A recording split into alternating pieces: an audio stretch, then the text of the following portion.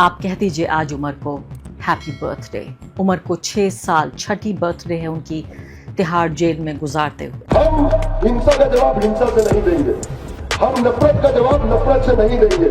अगर वो नफरतें फैलाएंगे तो हम उसका जवाब प्यार से देंगे। मक्तल ने दबाना जो चाहा फिर जुल्म का किस्सा जाग उठा। मक्तल ने दबाना जो चाहा फिर जुल्म का किस्सा जाग उठा। हर जख्म छुपाकर बैठ गए तो खून का दरिया जाग। Tata institute of social sciences के छात्रों ने उमर खालिद और शर्जील इमाम की रिहाई के लिए नारे लगाए थे तो उनको अरेस्ट कर लिया गया। उनको अदालत से भी जमानत नहीं मिली। हम ऐसे दौर में जी रहे हैं जहां न सिर्फ कि हमारे सियासतदान वो पूरे तरीके से बेरहम हैं। मुझे बार बार नसीरुद्दीन शाह के उन शब्दों को उधार ले लेती हूँ जिसमें उन्होंने कहा था कि जाहिल हैं, नालायक हैं, और एक शब्द का इस्तेमाल किया बेरहम। अगर एक जाहिल इस मुल्क की रहनुमाई करे तो उसका दिल यही चाहेगा कि पूरा मुल्क उसी की तरह जाहिल, ना समझ, ना काबिल और बेरहम बने। यहाँ उनकी किताब आ गई है और उस किताब में उन्होंने आदिवासियों के ऊपर रिसर्च की है, मुसलमानों के ऊपर नहीं। ये सरकार चाहती है कि ज्यादा से ज्यादा उमर को मुसलमान बनाया जाए, मुसलमान बना के उसे जेल में रखा जाए और जेल से बाहर न आने दिया जाए। एक उदाहरण सेट किया जाए, सबसे ज्यादा लॉ ऑफ द लैंड के तहत जो सबसे बदतरीन सजा दी जा सकती है, आप वो सजा दे दीजिए। लेकिन कम से कम हुजूर उसका केस तो शुरू कीजिए, कम से कम वो किस्सा तो शुरू कीजिए जिसमें हमें पता लगे कि किसके घर डाका डाला, कौन सा आतंकवाद किया। आप देखिए पूरे सीजेपी के प्रोटेस्ट में भी किस तरह से एक तरह की पॉलिटिकल लायबिलिटी के तौर पर उमर खालिद को देखा गया कि बोझ बन गए हैं। नॉर्मलाइज से ज्यादा उमर खालिद को ह्यूमनाइज करने की जरूरत है। मुझे लगा इससे बेहतरीन जवाब नहीं हो सकता था। Happy birthday Umar Khalid. उमर खालिद को सालगिरह बहुत बहुत मुबारक हो। जन्मदिन की शुभकामनाएं उमर खालिद को। जिस भाषा में चाहिए आप कह दीजिए आज उमर को हैप्पी बर्थडे। उमर को 6 साल छठी बर्थडे है उनकी तिहाड़ जेल में गुजारते हुए। जी हाँ, मैं अभी अभी एक कार्यक्रम से वापस लौट रही हूँ। प्रेस क्लब में एक कार्यक्रम था जहाँ उमर की ज़िंदगी, उमर की स्कॉलरशिप, उनकी बुद्धिमत्ता, उनकी कुर्बानियाँ, उनका जज्बा, लोकतंत्र की आवाज़ को बुलंद रखने के लिए जो कुछ उमर ने इस देश के लिए किया, इस राष्ट्र के लिए किया, इस समाज के लिए किया, इस कौम के लिए किया, उस सबको याद किया गया। मैं भी वहाँ पर एक वक्ता थी और अपने दिल की बात वहाँ कह के आई बहुत सारे लोगों के सामने। आप जानते हैं उमर खालिद आजकल सिर्फ ये कहना ही अपने आप में एक गुनाह बन गया है। देखते देखते उमर को 6 साल गुजर गए। 6 साल से उमर की आज़ादी को जब्त कर लिया गया है, उमर को कैद कर दिया गया है। उमर की सोच को भी जब्त करने और कैद करने की जो तमाम कोशिशें थी वो पूरे तरीके से नाकाम हो गई हैं।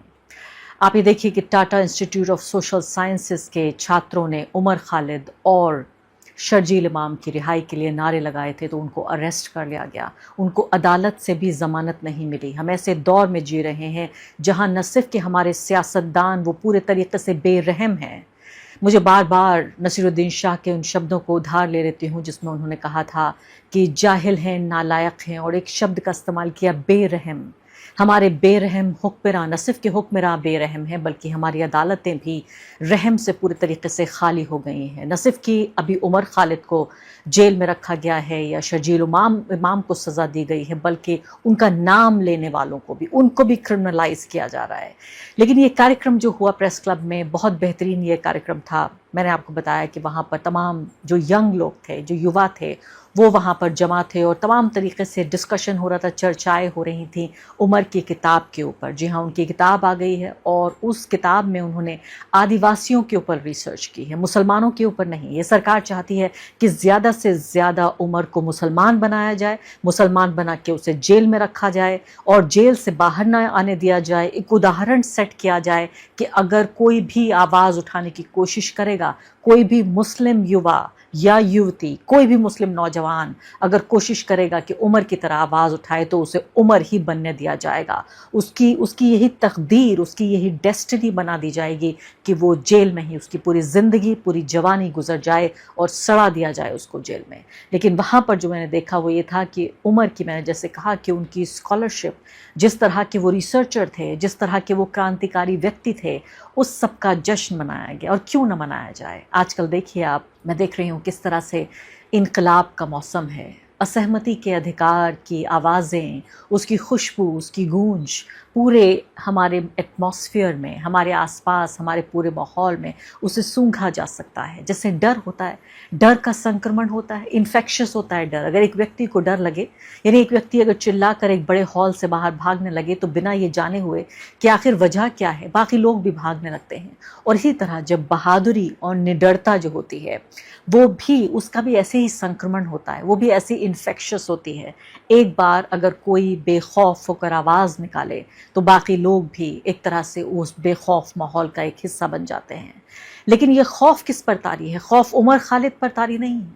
ये खौफ जो तारी है वो उन संस्थाओं पर जो भाजपा की, एनडीए की जो सरकार है, पूरे तरीके से जिन्होंने अपना ज़मीर, जिन्होंने अपनी आत्मा, जिन्होंने अपनी पूरी बुद्धिमत्ता सब कुछ गिरवी रख दिया है और सिर्फ सत्ता के जो सिक्के मिल रहे हैं, उनकी जो खनक है उस पर सिर्फ मुजरा कर रहे हैं। ये वो इंस्टीट्यूशंस हैं जो सिर्फ पैसे की खनक जानते हैं, इनको पढ़ाई लिखाई से कोई मतलब नहीं है। अब देखिए जेएनयू ने क्या किया। जेएनयू ने जो किया है वो पूरे तरीके से, मैं कहूँगी, उसको न सिर्फ कि हम माफ़ नहीं करेंगे बल्कि इतिहास याद रखेगा और इतिहास कभी माफ़ नहीं करेगा जो जेएनयू ने उमर खालिद के साथ किया। हुआ क्या था, जवाहरलाल नेहरू यूनिवर्सिटी में एक ऑडिटोरियम को बुक किया गया था, बुक का डिस्कशन हो रहा था, उमर खालिद की बुक, और उसमें इल्ज़ाम ये लगाया गया, और ये बुक भी किस पे लिखी गई है, ये उनकी पीएचडी थीसिस है। उमर खालिद ने उसको एक किताब में कन्वर्ट किया है जो आदिवासियों पे उनकी रिसर्च है।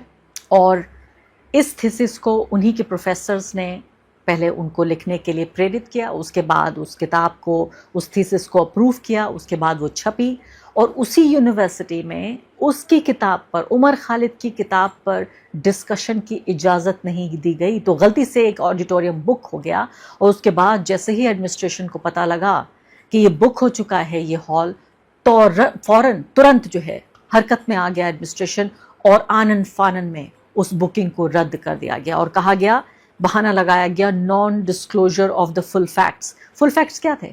फुल फैक्ट तो यही थे कि आपका एक पूर्व छात्र था, उसकी थीसिस थी, उसने किताब लिखी, किताब आदिवासियों पे थी, और आदिवासियों पे इस किताब को जेएनयू, जवाहरलाल नेहरू यूनिवर्सिटी में डिस्कशन की इजाज़त नहीं है। वो यूनिवर्सिटी जो एक ज़माने में क्रांति के लिए, असहमति की आवाज़ के लिए, लोकतंत्र के लिए, दलित, बहुजन, पिछड़े, मुसलमान, ईसाई, महिलाएं, इन सब के मुद्दे उठाने के लिए जानी जाती थी, वो जेएनयू, जिस जेएनयू ने हमें नरेंद्र मोदी के खिलाफ पहली आवाज़ अगर कहीं से निकली तो वो जेएनयू से निकली।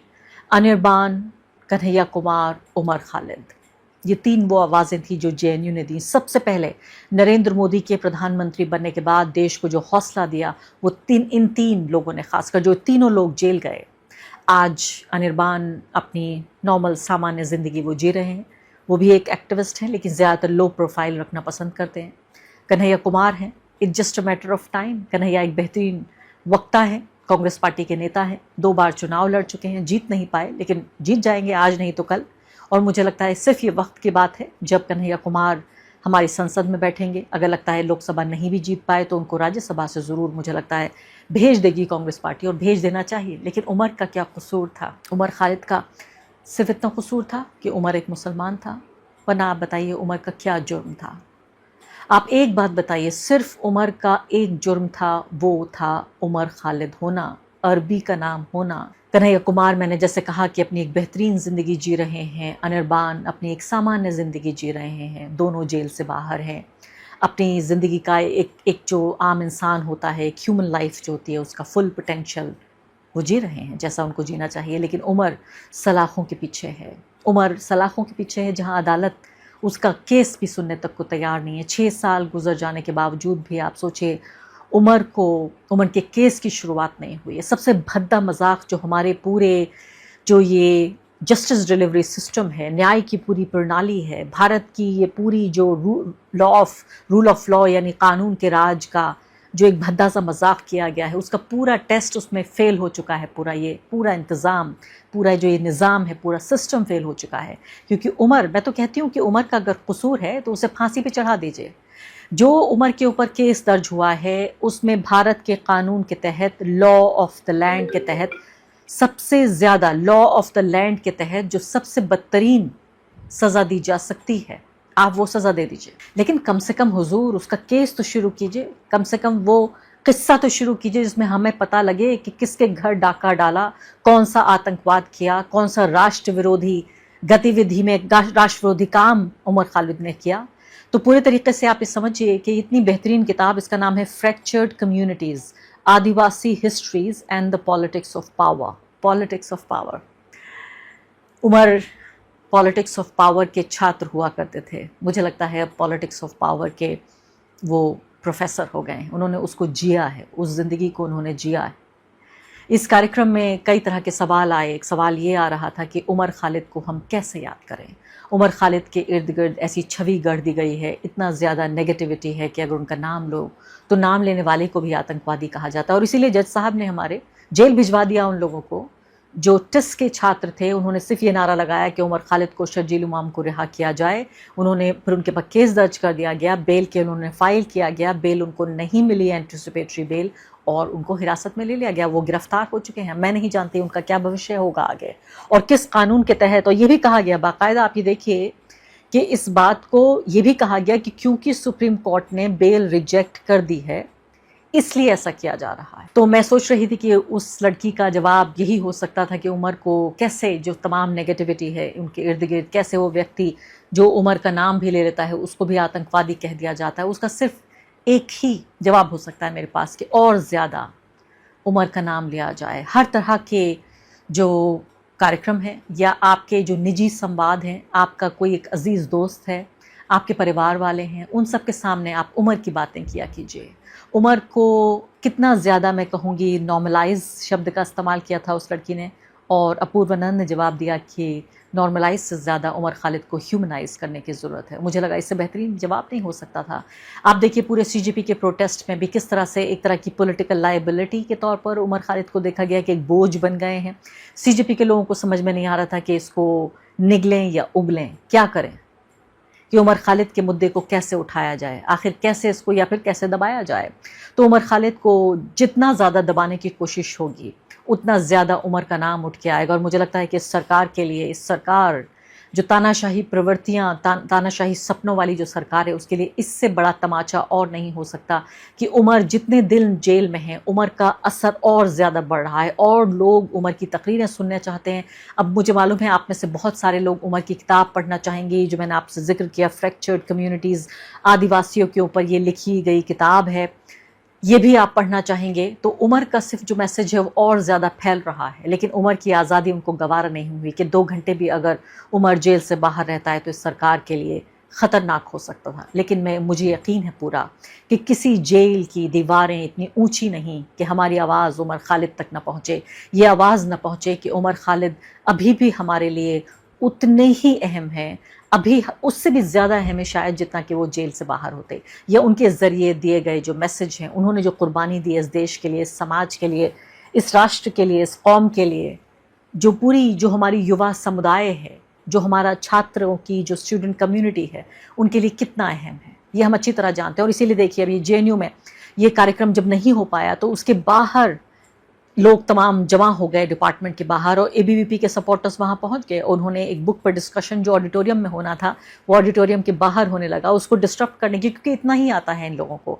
ये विध्वंसकारी, ये पूरी आइडियोलॉजी जो है, हिंदुत्व की आइडियोलॉजी, दक्षिणपंथी आइडियोलॉजी, यही असली टुकड़े टुकड़े जो विचारधारा है वो यही है, इन्हीं की है। यही टुकड़े टुकड़े करते हैं लोगों के, और यही टुकड़े करते हैं भारत के, और यही टुकड़े करते हैं विचारधाराओं के।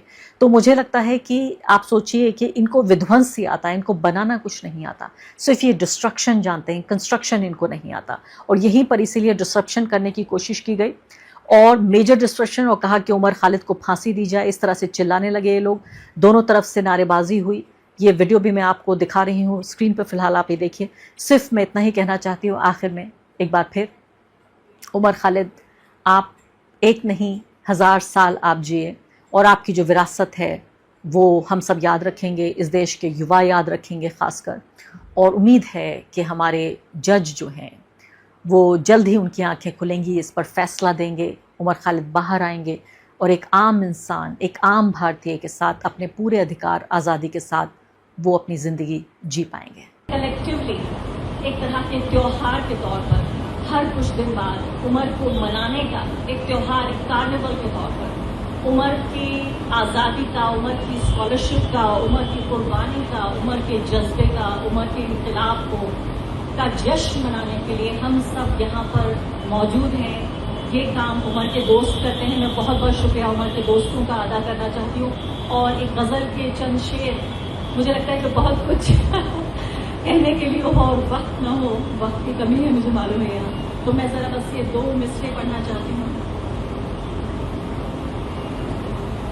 अमीर गजलबाश के, ये बहुत मशहूर नहीं है इसलिए मैंने सोचा कि इनको पढ़ना और भी अच्छा है। वो कहते हैं कि मक्तल में दबाना जो चाहा फिर जुल्म का किस्सा जाग उठा। मक्तल में दबाना जो चाहा फिर जुल्म का किस्सा जाग उठा। हर जख्म छुपाकर बैठ गए तो खून का दरिया जाग उठा। हर जख्म छुपाकर बैठ गए तो खून का दरिया जाग उठा।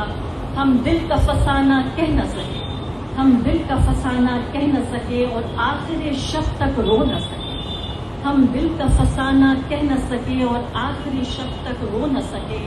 जब खामोशी ने दम तोड़ा, आगे सुनिएगा, जब खामोशी ने दम तोड़ा एक महशरे बर्पा जाग। जंतर मंतर पर एक महशरे बर्पा ही हुआ और क्या हुआ।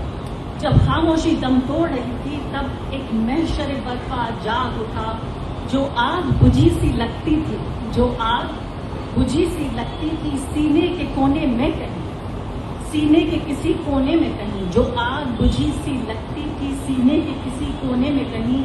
एक ठंडी हवा का झोंका लगा, एक ठंडी हवा का झोंका लगा और फिर वो शफक सा जाग। आज उमर हम सब के बीच जाग रहा है।